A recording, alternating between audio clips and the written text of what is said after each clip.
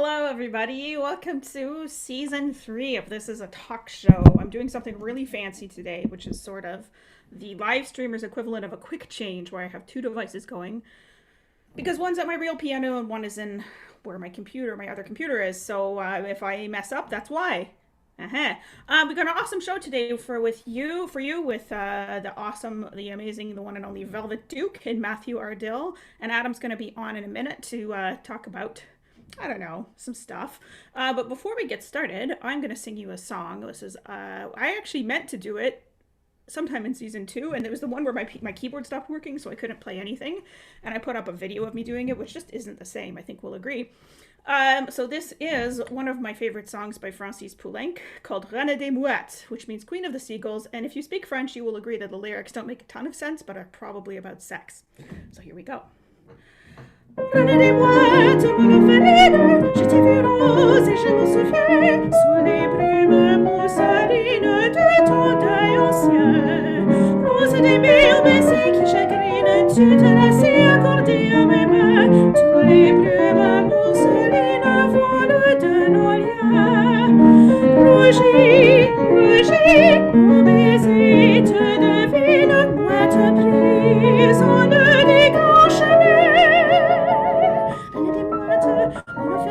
Tu te la doses accordée à mes mains, rose sous les mousselines, et je m'en souviens.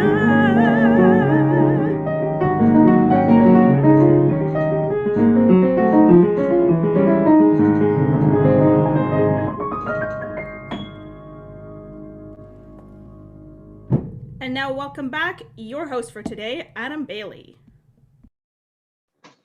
Hello, and thank you everybody joining us for season 3 of This Is a Talk Show. And Kristin is correct, we have some wonderful guests for you today. We have the consummate professional Velvet Duke with us, and then Matthew Ardill will make you laugh with his comedic stylings. But first, I've got something to say. It's that time of year, we've all gotten double vaxxed, and so now it is time for us all to go back to work. That's right, it's back to work time. Everyone's really excited to kind of get back into the groove of things at the tail end of this pandemic. And the Ontario government has given us a gift going back to work this season. We have been fighting for an increase to our minimum wage to make it a living wage, not just in Ontario, but all across North America. And our province has done it. They have raised the minimum wage. Hey, Kristin. Yeah? Kristin, do you want to know how much they raised the minimum wage to? Yeah, how much did they raise it to? I know you're in Quebec, so you don't know this. They raised it 10 cents. Wow. Yeah, a 10-cent raise to the minimum wage. Do you want to know what you can do with a 10-cent raise to the minimum wage? Nothing. Yeah, that's about right. You can stick it up your arse. 10 cents being raised to minimum wage on a 40-hour work week is only $4. $4 is not going to solve any of the problems that people have been articulating so publicly about the lack of wages in our culture. 10 cents, $4 a week, that's just 2 chocolate bars at the grocery store. And if chocolate bars are your real concern with raising the minimum wage, then you're not part of what's going on here in North America. And it's not just this insulting raise the minimum wage, Kristin. There's been problems with our economy, at least for the last 13 years, if not longer. Here's some pre-pandemic research on our economy. Business Insider reported right before the pandemic that the average American worker takes less vacation time than a medieval peasant. And we're not talking about by a couple of days, we're talking by the matter of weeks. A medieval peasant had more time off than someone working in the USA. And on top of that, since the Great Recession and the comeback from that, the wealth divide in America is at its greatest point, and the greatest point it's ever been in the world since the French Revolution. So those 2 chocolate bars, let them eat that. People are getting pissed off, Kristin. And it's not just that they're working horrific hours and they're not getting paid enough money for it. The conditions that people are working in right now are ghastly. Take, for example, Amazon workers. Famously, everyone knows at this point that Amazon workers work grueling hours with insane productivity requirements. Most of the time, they are unable to do something as basic and simple and legal as going to the bathroom. Many Amazon workers will pee on the floor at their station into a water bottle. And for the people who can't or won't do that, they often end up suffering from urinary tract infections. Hey, Kristin, do you want to know what other jobs come standard with urinary tract infections? Jockeys? No, not jockeys. Waiters and nurses. That makes more sense. It makes a lot more sense. Both of these fields come almost standard with urinary tract infections written into the contract that you sign when you take the job. Both industries work on hiring just enough staff to make it through their rushes, but not enough to cover any backup. And both industries now also have to deal with anti-mask and anti-vax people coming into the workplace or surrounding the exterior of it to shout threats of violence or actually commit acts of violence, making these jobs almost intolerably difficult. Do you want to know who else gets urinary tract infections, Kristin? That's right, Kristin. Teachers. Teachers get urinary tract infections at work because, once again, no one is hired to help them take their legally mandated bathroom breaks. And on top of that, teachers work an insane amount of hours for free. After school, marking books, creating classroom plans, running programs. Whenever teachers work to rule and just do the job that they're paid for, they end up looking like monsters. And most of them end up buying supplies for their classrooms and for needy students out of their own pockets. And remember, teachers are not contract workers. They are salaried employees, and they should not be required to do this. Do you want to know who else gets urinary tract infections? Horses? Actually, I think horses do get urinary tract infections, but no, people who are required to work like horses, people in the film industry have been telling us for a long time now that they're being made to work ghastly hours, once again, often without their basic and essential bathroom breaks. People in the film industry are required almost universally to work the maximum amount of overtime legally allowed. Overtime, which is, in the spirit of the law, meant to be special occasion work and not the standards that you're working on day to day to day to day. Many of these people never really get to see their friends or family. They go home exhausted, they die in car accidents, and they're told they should be grateful to have the jobs that they have because they get to work in the film industry, not as the actors, but holding up the 70-pound boom mics above the actors' heads. In fact, working conditions across industries throughout North America are so bad, it's not a surprise that the 1619 Project spent an entire episode showing how our modern labor practices have their roots in practices that were developed during plantation slavery. Now, I'm not one to compare modern situations to historic tragedies, but when the 1619 Project are the group telling you this information, it's something you should sit up and listen to. In fact, you should go and listen to their podcast right now and read the articles that they have posted in the New York Times. And in this podcast, you'll find out that they do point to other capitalist economies that do much better by their labor. This is a uniquely North American problem. We all know that France, Germany, Scandinavian countries, New Zealand, even Uruguay have better labor relationships in their countries than we do in ours. Now, I know that most Americans actually don't like learning lessons from other countries, so we can show some lessons from employers in North America. Speaking of the film industry, did you know that Star Trek: The Next Generation originally aired in syndication because Gene Roddenberry refused to follow the network mandated filming schedule? He wanted to ensure that his cast and crew had time off, not just on the weekends, but on evenings so that they could spend that time with their families. And he made it so that they only filmed one episode at a time in order to do this. And that product has lasted us for the past 25 years or more, and is ingrained into our psyche. So we know that following humane practices does not hurt industry or outcome. Now, we can't just hope for the employers to be kind to labor. Governments need to take action. And here's what they need to do. They need to give us a livable minimum wage. We should start talking about universal basic income as a very real, necessary thing. We need government to become an actor in the marketplace and not just a model of austerity. And the government also needs to enforce existing labor laws, such as bathroom breaks. And that's what I wanted to talk about today. Kristin? I'm in favor of bathroom breaks and I love Star Trek. So yeah, I'm done with all of that. Let's bring in fully automated luxury communism or whatever they call it. That sounds good to me.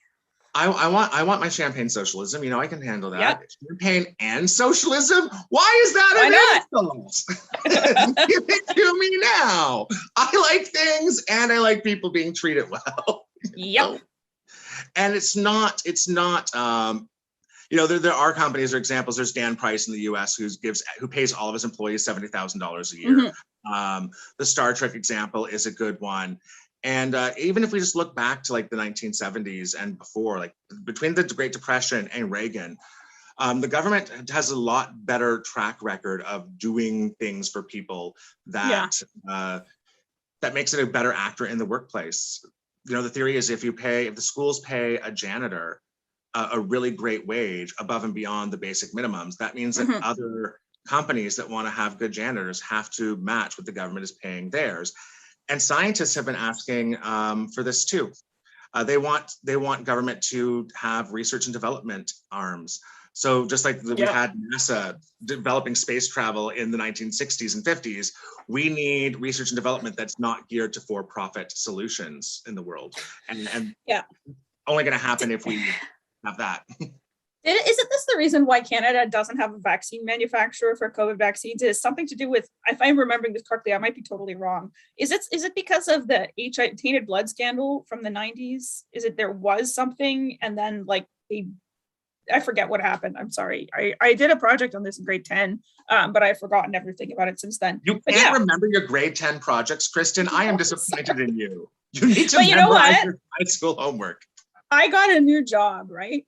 And now I am working one of these. I'm not going to talk about who my employer is or anything like that, but it is a public institution, and the working conditions are great because and I'm like, why didn't I have this for the other, 20 odd years of my working life, where it's like, oh yes, of course you get vacation days and sick days and personal days, and your work day, you get an hour and a quarter for lunch, an hour and 15-minute lunch break, right? And it's just, that's just normal. And everyone's like, yeah, of course it's supposed to be like this. And it's like, this is not like this anywhere else. Yeah, no, it's not like most places. I recently had an experience where I asked for the money that I was worth and got it and was kind of flabbergasted and shocked by it. I was like, oh, this can happen. But in general, my experience has been much like those scientists who say that the government needs to step forward, is that if you're trying to do good work, if you're trying to do ethical work, you're not going to make much money doing it. The way that you make money is by being a badass and a bad actor. And that kind of puts the world, we monetize and reward bad behavior. And then good behavior is supposed to be its own reward. And the world just can't work that way. We have to find a way of rewarding people for doing the right things as well, Yeah, it's not everyone who's just going to do a podcast on YouTube or whatever the hell we're doing, a talk show on YouTube out of the goodness of their own hearts for 3 years, right? But let's switch gears. Speaking of that, switching these gears, do you know how many people call this YouTube show a podcast? I do. Everyone. And if you want, and that's our news that we have to announce, is that yes, it is now a podcast, since you guys seem to think it is. If you look in the YouTube description box, there's a link to the audio only feed of the show. So if you want to listen just with your ears, you can do that. And if you want to help pay for podcast hosting, because it costs money, you can send us a couple dollars in the tip jar, ko-fi.com/this is a talk show. However, if you're listening to the podcast, you should know that you're only going to hear the opening song. The opening song will be public domain. If you want to hear me do do ill-advised covers of popular songs, you have to watch on YouTube, because that shit will get taken down from a podcast host. Yeah, YouTube is a bit more liberal. As long as we're not monetizing our YouTube stream, they're okay with us doing copywritten work. But the minute you go into a podcast, no way. So if you want to find out what Kristin sings at the end of the show today, stay tuned because it's a special treat. And if you're on the podcast, go find season 3, episode 1 on your YouTube stream so you can watch Kristin sing a beautiful, beautiful popular melody. I'm really looking forward to it. Oh, yeah. Speaking, we're talking a lot about ethics today, and one of the most ethical performers that I've ever bumped into is our first guest today. So I think it's an opportunity, and he's also a Star Trek fan. So this is a great opportunity to bring him up. Ladies and gentlemen, let's introduce you once again to Velvet Duke. Hey there. I absolutely was like, oh, tell me more about Star Trek. I didn't know that one. I didn't know about the production schedule. So I'm even more proud of them for that. That's wonderful. Wait, I thought it was going to be Trek explaining something to you because you're such a bigger Star Trek fan than I. Yeah, so I mean, there are a lot of things I know about the original series, but it's not my Trek. So I haven't gone back into the annals in that way. Oh, which one's your favorite series? TNG was the one that really got me on board with, like, I grew up with Star Trek, with the originals. I've seen them in the animated, but TNG was my first one. But if I say, is there a home, it's DS9, Deep Space Nine, and then the Discovery. Like, I'm loving Discovery, especially where they have gone now. So, for me, it's that Star Trek exists is my home. Lower Decks is another one that I'm enjoying currently. So, yeah, it's my home for now. They managed to do poop humor in a Star Trek-y way. I'm so impressed with Lower Decks for that because I was kind of worried that they were going to not be in the same universe with the same morals. There was a period in Discovery that I kind of worried about that too. And then no, it stuck the landing. It's like, this is still this universe where these people live this way and have these morals. And I'm just like, I'm very enthused about that. Now you have an improv troupe called Holodeck Follies. Called The Dandies, and Holodeck Follies is our premiere show. Now I know that during the pandemic, it's been hard for people to get together. Have you had the opportunity to do a virtual version of that show? We had to, partially because I moved. My partner and I moved cities. So the only way that our troupe could stay together is through this device. And so we've taken up our show. It's now the third Sunday each month. And we have our own, social media, all of the channels that we can stream on, we do. And it is a nice way for us to also just connect with each other as people, as performers, see how our lives are going. So the third Sunday of every month, people can tune in and see you improving in Holodeck Follies with the Dandies. Yes. That's fantastic. I know you've been doing a lot of virtual work, and I know that you also have a virtual show coming up with the Toronto Fringe in the fall. This also is confusing to me. What's going on with the Toronto Fringe that you have a show in the fall? Yeah, so I got a call. I got a message from the Toronto Fringe saying, "Hey, we've been commissioned. We received some grant money to do a festival, a virtual festival, to honor that we are still all in the middle of this, and so we really want to bring together artists that we know are very interactive, that we've wanted to support from day one, and you were first on our list. So I get to be part of Prime Time Festival through the Toronto Fringe. It goes live the 28th of October or the 30th of October through to the 28th of November. And each group gets 5 shows and a preview. And there will be a matinee in there. As part of my show, at the very least, there will be ASL interpretation that happens for every show. We're hoping. We still have to work out the schedule for that, but it will be present at least once, if not more times. Oh, wow. Fantastic. I know that you're very considerate about how this platform allows for more engagement for people who might be traditionally excluded from live performances. Do you want to talk a little bit about your experience doing virtual shows in that respect? Yeah, absolutely. So, Adam and I know each other from the out and about public, getting to be in person with people all the time. And while I really enjoyed that, I recognized even for myself how this medium has been such a boon. It's given me boundaries and mindfulness from others that I hadn't really received before. And as soon as you have a platform that says, hey, you need captioning, we have it. It's here. There are fewer excuses from people. You talk about in the wage portion, how if somebody sets the bar at a certain level, everybody else has to keep up just to stay in the marketplace. Well, that's what Zoom has allowed for a lot of the shows that happen. We now have far more shows that have captioning, even if it's just internally, that didn't happen before. It doesn't happen in live theaters without a lot of money and a lot of, and in some cases, infrastructure change for some of the other accessibility points. So when people say that they are rushing back to the live performance stage, I ask them what their accessibility plans are going to be. What's your strategy for this? So it's not just the place where we rent the venue, has a plan at some point in 10 years. So it's like, well, I'm here today. So what are you doing today? What are you doing in the next month, the next year? All that corporate talk of what's your 1 year plan, 5-year plan, 10-year, let's actually get it in motion. And this virtual space has allowed many more people to say, well, I'm not waiting for you anymore. I'm doing it now. So I'm very happy to have moved into the virtual space. I will have to relearn how to be in person again someday. But for now, until that happens, I'm so happy here. Velvet, you're too charismatic. It will come so easy to you. Don't worry so much about it. I'm surprised. I mean, I'm a bit of a gadfly, so I'll chat anyone's ears off.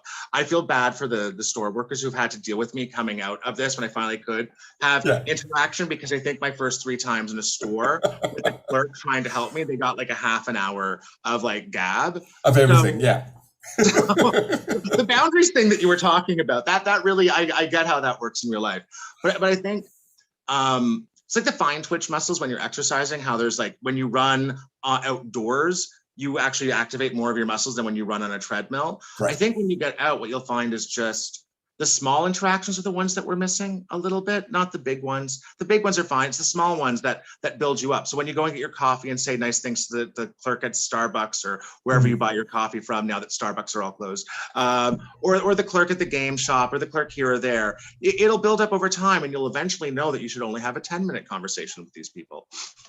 So I hear you. I do hear you. And I agree. And I'll admit, I have been trying to supplement my small talk engagement by watching Floribama.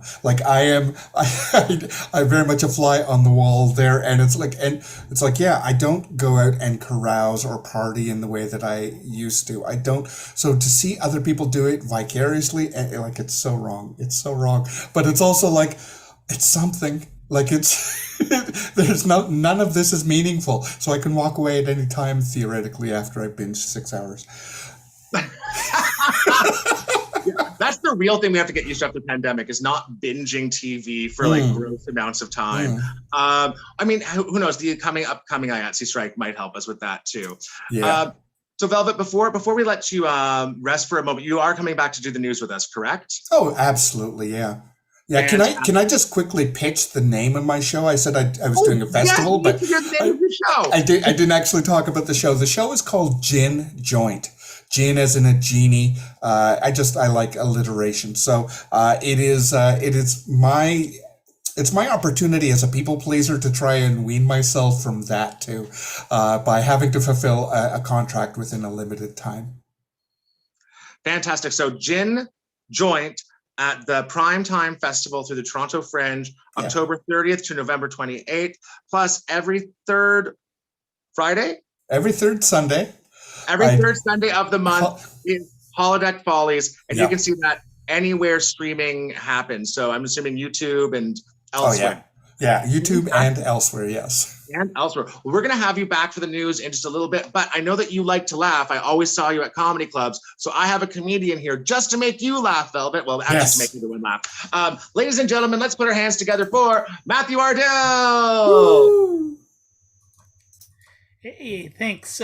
Sorry, my camera is taking its time to turn on, so it will. Come on, come on. Oh boy, there we go. There we go. Hello, thank you, Adam. Thank you, Kristin. Thank you, Velvet. I'm so happy to be here. I am celebrating today. Yesterday was my birthday, so the party continues today. I am really happy. This is a great way to spend some time with friends. In fact, I am leaving here to go to medieval times, because what better way to celebrate turning than watching some ponies and handsome men swinging swords. You know, that is, that is amazing, and it's actually my first time going to medieval times, which you wouldn't expect, given that there are a number of lightsabers on my wall and an entire bookshelf of Dungeons and Dragons just right off camera here. You could almost say medieval times is my brand, but yeah, first time for everything. I am getting a little bit older. I actually had a midlife crisis, which I know is a pretty heavy subject. My therapist says I need to practice something called radical honesty, which, as far as I can tell, is just basically being a comic, because when have comics ever stopped talking because something's a inappropriate overshare? But yeah, I mean, midlife crises are not nearly as bad as they used to be. Like my dad had a midlife crisis. He had the classic package. That was take your job, buy a red Corvette, and date somebody young enough to go to school with your kids. I mean, I had options. I could, get into video game addiction, really digging into online conspiracy theories. I could have signed up for improv classes. Yes, and I podcasted, because the world needs more white dudes' underqualified opinions about how they are ruining Star Wars. They, them, it's actually super awesome. It's whoever I am angry at this week. It's their fault.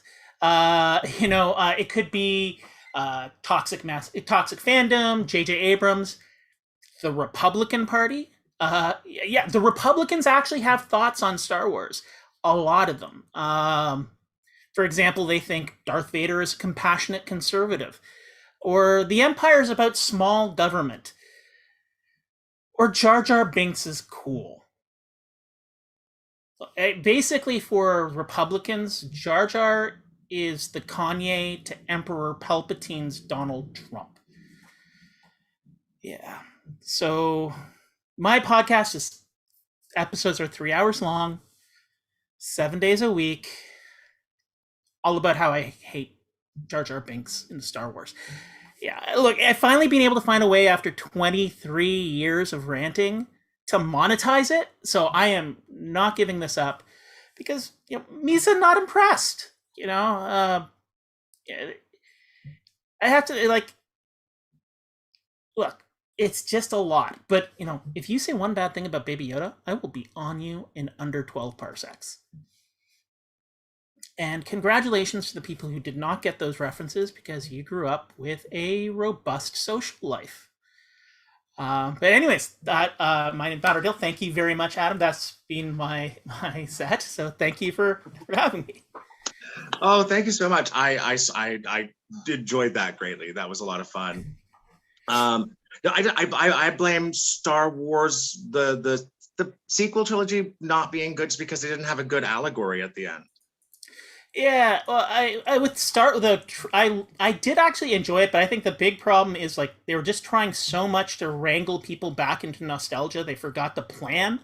So how do we make people care about this thing that hasn't been around? And now, I think they found their way. Baby Yoda. Baby Yoda. Well, also Jon Favreau is just an amazing director who has a really great sense of how things work. And he also, I believe in the first season, outside of the episodes he directed, every episode was directed by a new director of color. The first season of Mandalorian. So he also knows how to create a path for people. Yeah, Jon Favreau is fantastic. Yeah, and you also have Fellini there. I believe that's his last name, but he's the guy who created the Star Wars Clone Wars cartoon and later Rebels, which is basically like, getting the ultimate fan gig because he just grew up loving it. He also loves wolf t-shirts, which is why you see wolf-like things in so many of the subsequent material. So yeah, my husband's making me go through the Clone War cartoon shows now, which has its ups and downs. It's actually really good at moments. Other times I'm just like, what is this dialogue? Who wrote this dialogue? And why are they allowed near a typewriter? Because that's how people write scripts nowadays on typewriters. Yes, I know. I have like one upstairs, clickety clacking away whenever I feel like. Just send middle quick. Of the night. I need to send this to Hollywood. Someone get me my typewriter. Listen, see. Now, Matthew, you have run podcasts before that are not 3 hours long and are very interesting. You had the comedy album book club going for a long while. Is that still going? I'm actually going to be bringing it back next week. So I sat down with Laura Ray, who was previously on this podcast, Bruce Clark, Todd Van Allen, and Jim McAleese. They were all friends or colleagues of Norm Macdonald, and they're sort of talking about their experiences knowing him during different eras, and it's really interesting because insight, like we all have that, like I have mixed feelings because he said some stupid things that I do not agree with. I will say that right now, but what we see on stage is often not the person off the stage. And this was able to give some insight into where he came from and the kind of life he experienced. And so that's going to be the first episode back, and I'm hoping to make it a monthly thing after that, and just sort of do deeper dives than just one comedy album.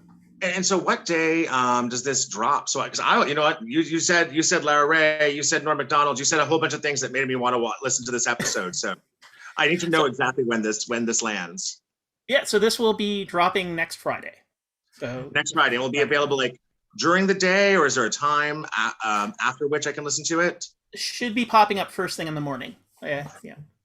Fantastic. I am definitely looking forward to listening to the Comedy Album Book Club's return episode about Norm Macdonald. I'm super stoked.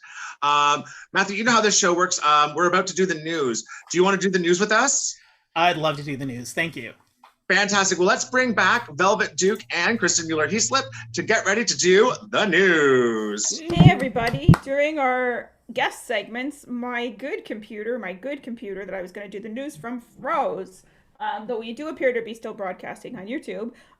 So I got to control it from the piano. So there you go. I can do some musical stings now. We're living in the future. A piano-based keyboard. Oh, wow. Someone get that me a means it's typewriter. I need time to tell for... Hollywood now. This is the news segment. So we got some amazing news for you today. As always, I'm going to say our disclaimer, which is that this is a very serious news show, so we are very careful to make sure that we bring you the top, most important, most relevant, important news of the day. So we're going to start with this hard-hitting story. Ripley's Aquarium rescues super rare orange lobster from Toronto grocery store. I have to say, it doesn't look that different in color to my uneducated eye from a normal lobster. It is perhaps a bit orange-y, but they all kind of... Anyway, but apparently this is a 1 in 30 million chance that a lobster will be this shade. And Pinchy has been rescued from a certain death of being eaten and is now an attraction at Ripley's Aquarium in Toronto. Pinchy. I love that they named him Pinchy. Pinchy. Pinchy is now eligible for minimum wage. Can he afford aquarium rent on Ontario minimum wage? I mean, the aquarium's right in the entertainment district, down by the harbor. You can see Lake Ontario. I'm sure it costs a lot of money to stay there. He's just biding his time until some guy jumps naked into the lobster tank. Again. Or does bris? Is that how he makes wages? Yeah. I don't think that would be kosher, Velvet. It wouldn't be kosher with anybody who is present. Maybe. I don't know. Yeah. That's wrong on so many levels, and I love it. That's what a great start to the news segment, and a feel-good story too. We save an animal, and then we make wrist jokes. But you can also make what's the name of the broth that you make with the lobster bisque? A bisque. Yes. So we avoided a bisque by committing a brisk. Yeah. Risk. Take the risk. Get a lobster bisque. Yeah. A brisk bisque. It's going to be a new at the theater schools. They're going to have that as a new tongue twister to warm up. Yeah. Take a risk. Avoid He's the going bisque. to replace the baby on the Nevermind cover. Who is suing, and it makes sense. Like now, it's you got to see a need, fill a need. That's right.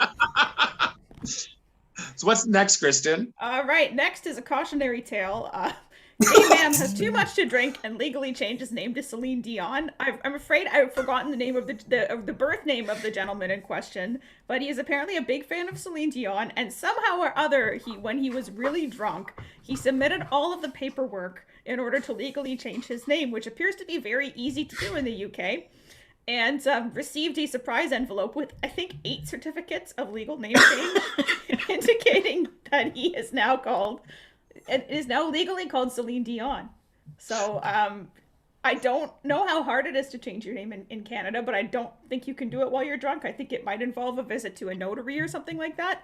But just, perhaps this is a cry for help. This is perhaps he might need to cut down on his, I like a drink, but maybe if I did this, I would take a break from alcohol. Well, this is amazing. In transphobic England, someone can change their name that easily. And Kristin, it's a good thing that you didn't remember this person's dead name. They are now Celine Dion. Dead name? We're not dead naming Celine Dion. That's a valuable. Yeah, now, does Celine, every time this Celine enters the room, go, and like the chest bump and the meaningful point. I hope he at least gets some tickets out of this, right? I hope an all expense paid trip. Well, to he does. Vegas. It comes to his address, but the show is at his house. It's like it's like his house has become the museum or whatever. The actual Quebecois Celine has a good enough sense of humor. I would not be shocked if she would hang out and take pictures of her. I mean, anybody who does Deadpool's soundtrack has to have a sense of humor. Yeah, that's right. That's a fair assessment. I mean, I've gotten fairly drunk as a gay man before. I don't know if I would change my name to Celine Dion. I'm a bit more of a Zoe Deschanel. If I was going to change my name to someone. Well, you do play ukulele, so I play ukulele. I know he doesn't. I play the ukulele. I own a ukulele. So, Adam, what is that threshold where you have considered maybe possibly how many drinks in is that particular? You know what? Today's the day. Today's the day. Wow. I mean, my threshold for drinking is already pretty high, so I'm just thinking, if there's a notary in the room, it has to be that easy. So I think in Canada you would need to have a notary. Well, and they publicize it too, for debtors and all that. Yeah. So it takes time for anybody can dispute, I guess, but but I'm just wondering, at what point is you have a notary party. So you have your people in the room already. It's like, okay, here we go. I'm finishing this bottle, and then I'm changing it. We're going. If I ever get invited to a gender reveal party where I'm allowed to get drunk, this is what's going to happen. That's when all the blue and pink smoke is going off. I'm just changing my name to you know what? I don't have a celebrity look-alike, but I have a celebrity sound-alike. There is sort of a celebrity. There's a Hungarian soprano called Adrian Chengeri who does sound like me, but better. So if you were a Hungarian classical music fan, then I guess I could change my name to her and then just impersonate her. I don't know what she looks like though. So I'll just audio impersonate her. I don't speak Hungarian though. Anyway, moving on from that story. Now it is time for our science news segment, News from Space. Got some great science stories today. So I always like to put a couple into the mix, and we can talk about them or not as you like. MIT establishes new initiative to meld humans and machines. They're trying to build an artificial nervous system, and this is built as a way to help people with disabilities and medical conditions, but, maybe not the best idea. I don't know, lots to talk about there. World's largest aircraft mocked for looking like a giant butt, and to make sure that we can talk about this properly, here's a picture of the aircraft. Oh, jeez. I know. I Very like thick big aircraft. butts. Yeah. And I cannot lie. Yeah, like that really looks like a butt. And sex emerged in an ancient Scottish lake. This is a prehistoric fish called, and I quote, I'm not making this up, Mycobrachus dicki, is apparently invented sex, and this is a artist rendition of some hot prehistoric fish on fish action happening right here. So what do you guys want to talk about? Do you want to talk about artificial nervous systems, buttcraft, or sexy fish? Well, I mean, if it's not Scottish, it's crap, and that just got a new definition there, because apparently all of our sex is Scottish. Like we're all taking. Outlander fans agree. Matthew, which one of those stories would you like to start off with? Well, I have to say that the butt plane is, I just have to wonder what happens when it gets around like the Jeff Bezos's rocket ship. Because that's just trouble waiting to happen. Yeah, in my mind. Yeah, one of those ships wants to be in front, but not necessarily win the race. and looking at the fuselage, it actually looked like almost like there were balls hanging off the butt plane, so you could like mount that on the rocket ship, and then it's anatomically correct. Like it's a mecha strap-on kind of thing. Oh wow. Wow. That's Power Rangers. Yes, go Power Rangers. Power daddies. Yeah. Well, it is actually a blimp, and it is intended to go slow. It's a tourist blimp intended to go slowly over like beautiful things, and it's got a glass floor. So it wants relationships first. Yeah, it's not one of those fast butt planes that will just hook up with any rocket. It needs Jeff Bezos's rocket penis to take it out for dinner first. Maybe a show. Hey, there's 2 Celine Dion's in the world, so they could make it very international. Yes. Oh yeah, Yes. Go and see the British Celine Dion, and then go to Vegas to see the Quebec Celine Dion. Yes, absolutely. That's what these vehicles need to do as they develop their relationship further, and get to know each other, because blimps don't move that fast. That sounds horrible. Wow. That gets taken out of context. I just can't say. What a world we live in. Well, I guess this segues naturally. I didn't have time to make a bad sex news graphic, so you'll just have to live with the placeholder. There's nothing hilarious about this. Insert bad sex news graphic here. This is the bad sex news graphic now. You get what you get, and you don't get upset, guys. Okay, so here's our bad sex news for the week. There was so much of it that I made a slide, or didn't make a slide. First of all, predictions of more sex amid pandemic were wrong. Adam and I have covered the sex recession before. People are having less sex than they once did, and this is a trend that has only been reversed by us spending all day, every day with our partners, or all day, every day alone. And also we have, sorry about this, teen gets USB cable stuck in penis in backfired attempt to measure the length. Oh no! I'm not going to leave this graphic up for long, but I do want it to sink in a little bit. Okay, that's long enough. Matthew, that was quite a reaction. Do you have anything to say? Just how? Velvet? Yeah, look, I'm wondering now about uptime. Was he also measuring uptime while it was in place? Just. I think those cables get tangled around everything, no matter what. Like you can leave them sitting on the table and they get tangled. So clearly measuring yourself with it. And what kind of connection is a penis? Is it a USB-C, a USB-A? Like, a USB-P, its own type of... USB-P, there it is. Yeah, it's USB-P. That image was just USB-ow. Like, so P is far more sellable, I think. And Adam, as you were talking about the tangles, I think about those old vacuum cleaners that had if you pull on the cord, it whips back in. So it's like, was he actually inventing his own cabling? And then, anyway, no, that didn't work. Oh, so maybe he said he was measuring his own penis, but in reality, he was. In reality, actually, this goes back to the anxiety thing that they were measuring the artificial nerves. That's actually they were actually trying to create an android. They succeeded. He escaped. He was escaping with the lobster. The lobster got away okay, but he had to go to the hospital because of complications. Yeah, this does fall into like they want to meld man with machine. Now they've done really it. Tried. I mean, yeah. I mean, we've all done unadvised. Teens are not known for great sexual decisions, right? We've all done things we shouldn't do, but I have to say, I don't have a penis. Full disclosure, it's not news to anyone. Is it a thing to stick things into the penis, though? Is someone into that? Because I have to say, I haven't encountered that in the wild. Yeah. Not something that's bigger than the hole, like. Yeah.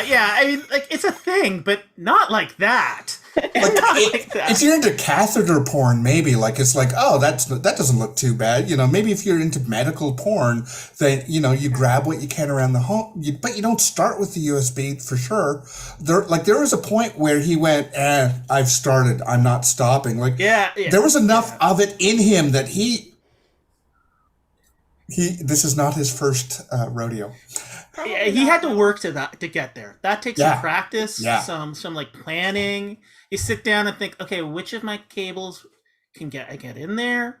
Yeah. And like, how do I feed it? Like that's a lot. This is the one for my PS2. I don't need it anymore. I just And is there some pride like, I upgraded from a micro USB? Everyone's got that random cables sitting around in their drawer that are just gathering dust. So I mean, at least he's trying to reuse something. But I feel like. And if you have them at home, do not do this. If you have them at home, do not do this. That was not Kristin advising anyone at home to find their bag of random cords in the closet and to do anything with them. Do you ever see a random cable go? Oh, I wonder what this is for. I know where I can put it. Also, we didn't do it at the time, but Adam did tell people to stick dimes up their butts earlier in the show, and I should also say that don't do that, please. Don't stick any form of currency or electronic cabling in any part of your body. All right, so moving on. No currency, no alternate currency, no. Yeah. All right, here's a Toronto story that we can all get behind. I don't live in Toronto anymore, but I love it. Toronto Raccoons crash bachelorette party and eat all the penis candy. So this woman was having a bachelorette party in her backyard with a penis piñata full of penis candy. They broke the piñata. This attracted the neighborhood raccoons who came and then ate all of the candy right in front of them, shamelessly, while they cowered on their deck, probably getting drunk. So. Velvet. Yeah, I have to think that family of raccoons has been trained to know the sound of somebody hitting down a piñata, appropriating somebody else's culture, and coming into the rescue and go, no, stop. So these are woke raccoons. You think they did it in a sense of wokeness? Oh, absolutely. And the next door neighbor plays rap, and then the raccoons come out, throw rocks at the window or whatever. They smash into the car just to stop that moment. It's like, look, turn back from here. You cannot listen to Macklemore. He wasn't signed on by anyone in the community. The only white rappers you can listen to are the Beastie Boys and Eminem because they have credibility. That's it. That's it. That's it. Yeah. So woke raccoons. Have you had an encounter with a woke raccoon, Matthew? I don't know if it's a woke raccoon, but there are definitely raccoons who I've walking by. They look at what I'm wearing and just like, dude, no. Yeah. Come on, make an effort. So raccoons in Toronto are very, very aware. They're very socially aware and active in the community. And judgmental. They're kind of they're kind of snobby. Yeah. they've got the right ideas in their heads, but maybe there's just a little judgment. I mean, coming to someone else's backyard, people are just having fun, you know. Although they didn't say whether or not the people having the bachelorette party were not raccoons themselves, so I'm not sure if it was a bachelorette party for raccoons, and then these are just other raccoons crashing the first group of raccoons party because they weren't invited. And now I want to know what a raccoon wedding looks like. Adorable. And I'm sure in Toronto that they exist. I'm sure you could do it. I'm sure someone's done that and probably put it on YouTube. So if you're just type it in that search box, Adam. We can find the possum lady who gives weird massages and paints the nails of a possum on YouTube. There has to be someone who does the same thing for raccoons. And if you don't know the opossum lady on YouTube, watchers, when this is done, that's your next thing to watch. Go look her up. She's weird, Southern, and gives raccoons Reiki massages. It's delightful. All right, talking about weird Southern things. Ancient tablets stolen then acquired by Hobby Lobby will be returned to Iraq. I don't know if you guys remember this story from a few years ago, but the weirdos who run the Hobby Lobby, which fortunately doesn't exist in Canada, acquired some stolen artifacts from Iraq and are now being forced to return them. So good news all around. I just wish they got their hands on the Ark of the Covenant so they could just all be melted when they open it up, you know, just like the horrible people that they are. You know. How did, like, I understand when a museum steals these cultural artifacts, like, that at least makes sense. There's some sense of mandate. They're going to put them in an educational exhibit. They have people digging them out of the ground. But, like, Hobby Lobby? Hobby Lobby. Yeah. They probably wanted to put them next to their homemade ark with their Jesus on a dinosaur life-sized replica they keep in their backyard. What I'm hoping is that the tablet actually says, "You're not from here. Go home." It's an unwelcome mat. It's an unwelcome mat. Yeah. I don't know if ancient Iraqis had that worry, because wouldn't they have been the power at the time? Way back building that thing. But yeah, it would be nice. Go back home. I'm just wondering what American corporations are to people outside of North America, because we know Chick-fil-A does awful things in the rest of the world funding gay conversion therapy in camps. And like Hobby Lobby is also kind of like that. Like, so it's somehow involved in digs. Like when you see a Hobby Lobby logo in the Middle East, do you think, oh no, here is the evil museum people? Like what? Who do you think funds Lara themselves? I think they actually just bought it. But that would be kind of awesome if they did it. Yeah. If they got all this world socio-political training, they know so much about the world, and they still dig up and steal and, well, yeah. It's who funds, Lara Croft. Somebody's got to fund those tomb raids, and that's Hobby Lobby. Hobby Lobby Lara Croft. Okay, and it has a nice flow to it. Vernacular, like the Hobby Lobby Laura Croft, like I can say that 5 times fast, I think. So we have a new Tomb Raider movie coming. we have the risk brisk. We have that one. Now we have the Womb Raider, the Texan Womb Raiders. Yeah.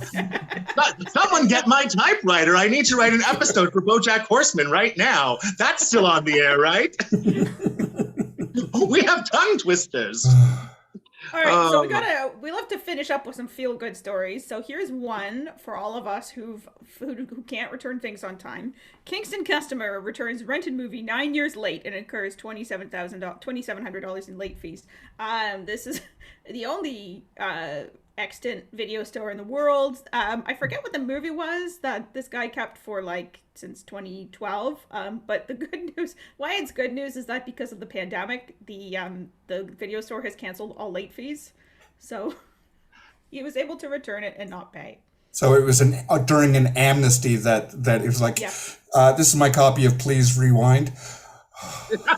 Whatever. Yeah, I exactly. don't know. What's a new movie that you would feel dumb about keeping for 9 years? I know what movie it was, actually. I have it committed to memory somehow. It's Role Models. Okay. Wow. Oh, it did star Paul Rudd. So yeah. right there. That's just hard that's to where Paul get. got the vehicle. This can't be the final story, Kristin, because there's an even better not. good news story. Yes, it is. It's something, a heartwarming love story for the ages. Conversion therapy priest resigns after falling in love with satanic erotic fiction writer. Yes. So this priest was quite prominent in, I believe, Spain, and active in conversion therapy and other terrible things. But as priests often do, he succumbed to the temptations of Satan and fell in love with a female. It isn't a gay. He's not a gay conversion therapy guy like so many of them are. But he did fall in love with a lady who writes satanic erotic fiction and has now left the church, hopefully, to do better things.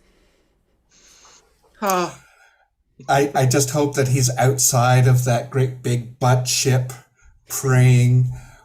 I hope that's where they take. Yeah, he gets to be the one that, how they launch ships with the champagne, but instead, I guess it's lube.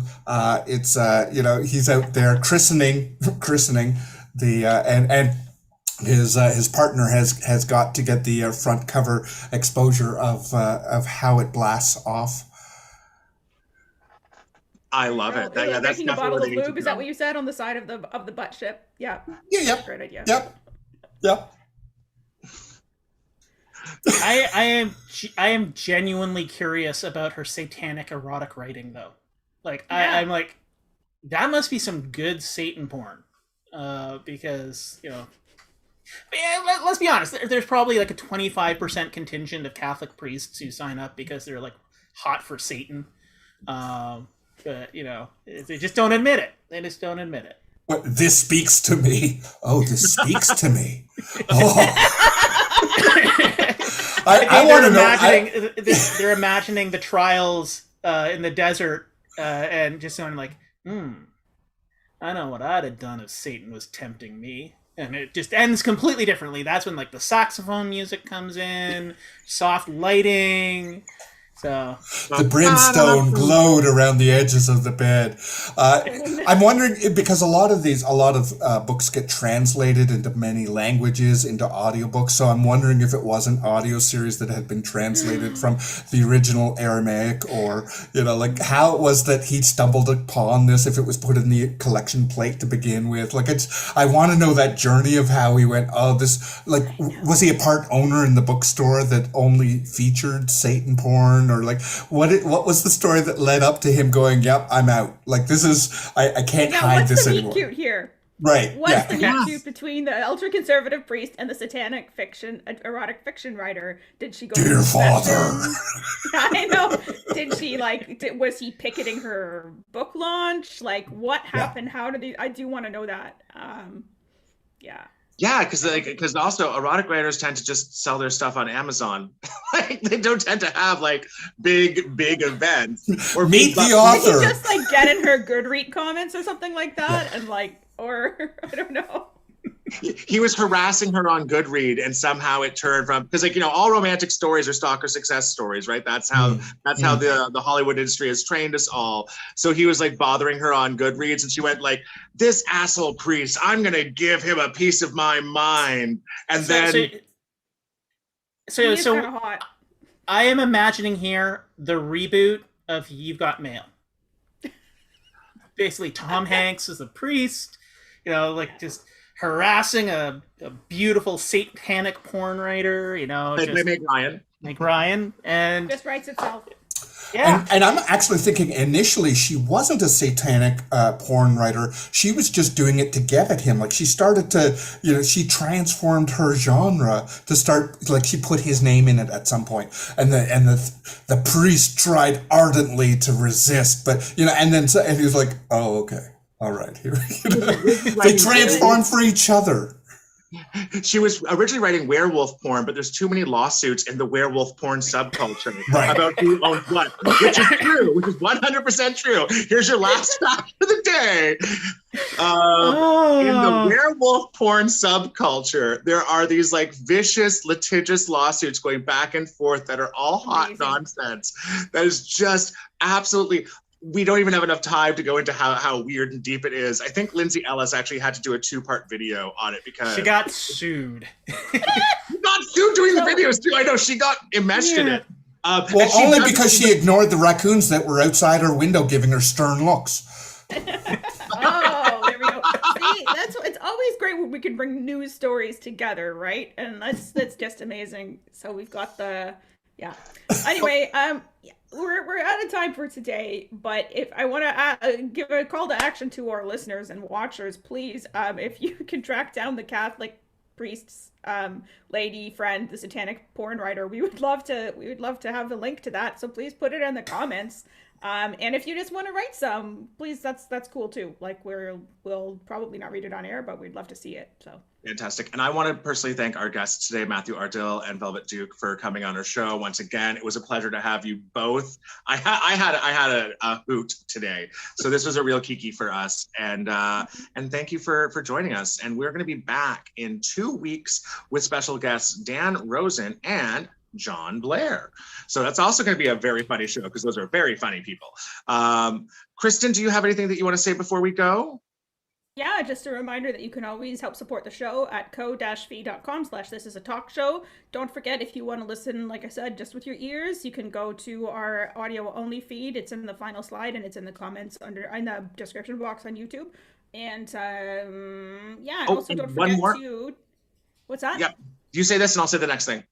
Yeah, and also check out the Middle Age Candy Store, which is my actual podcast that Adam has been on before. And you can buy my album, A Present from a Small Distant World, which is also some crazy weird vocal music. So fantastic. And don't forget that our guests have wonderful projects coming up. This Friday coming up, you can hear Matthew Ardill's comedy album Book Club, which is a fantastic podcast. I've been on that twice. Very funny. Friend of the show, Lara Ray, is going to be on that episode, and it's all about Norm Macdonald. And Velvet Duke has 2 things that he promoted today. We have the Holodeck Follies, which happens the 3rd Sunday of every month on YouTube and elsewhere. As well, he has Gin Joint appearing as part of the Toronto Fringe Primetime Festival happening October 30th through to November 28th. And he has at least 5 episodes happening during that time. So I think that's everything then. Kristin, are you going to sing us out?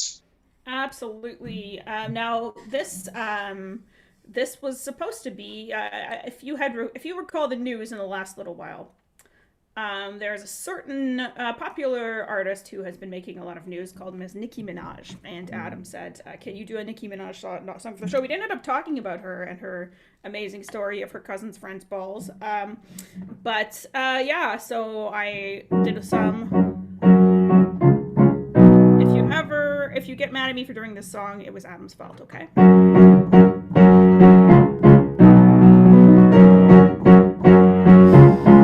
Let's go to the beach, let's go catch a wave. They say what they're gonna say, have a drink, clink. Here's the Bud Light, bad bitches like me are hard to come by. The Patron owned, let's go get it on. In the zone, yeah, I'm in the zone. Is it 2, 3, leave a good tip. Gonna spend all my money cause I don't give a shit, I'm on the floor. I love to dance if you want more. Here I am, get on the floor, like it's your last chance. If you want more, then here I am. Starships were meant to fly, hands up and touch the sky. Can't stop cause we're too high. Let's do this one more time.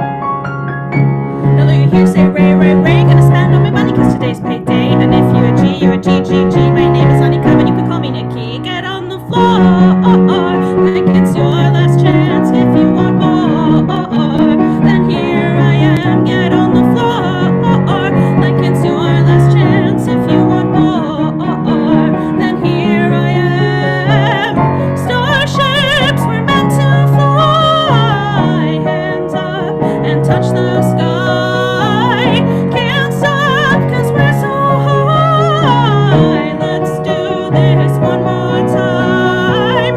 Starships were meant to fly. Hands up and touch the sky. Can't stop 'cause we're so high. Let's do this one more time. Starships were meant to fly. Hands up and touch the sky. Can't stop 'cause we're too high. Let's do this one more time. Goodbye, everyone, and we are going to see you in 2 weeks. It's been a blast getting back in touch with you today. Don't forget to like and subscribe and all of the fun YouTube stuff that we love you to do.